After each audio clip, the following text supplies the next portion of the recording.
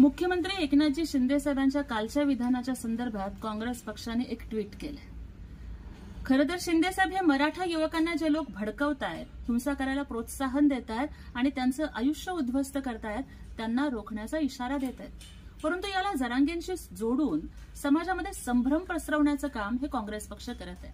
अशा खट्याळ आणि खोडसाळपणामुळे जर उद्या महाराष्ट्र पेटला तर यासाठी फक्त आणि फक्त काँग्रेस पक्ष आणि जे लोक जरांगेंचा वापर करत आहेत ते जबाबदार असतील।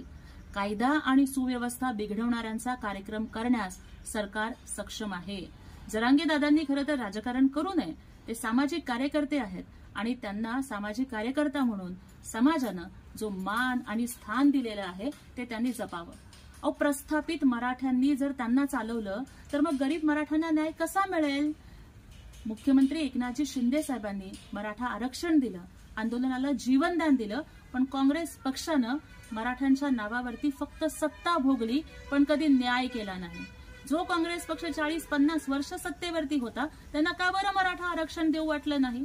ज्या वेळेला आंदोलन पेटलेलं होतं त्यावेळेला त्या आंदोलनाला सामोरं जाण्याचं धाडस हे मुख्यमंत्र्यांनी केलं, कुठल्याही काँग्रेसच्या नेत्यांनी केलं नाही किंवा बारामतीच्या काकांनी केलं नाही।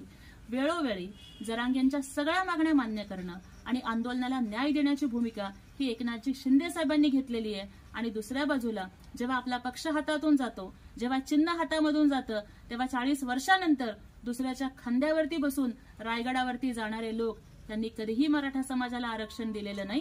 मराठा समाजाला न्याय एकनाथजी शिंदे साहेबच देतील।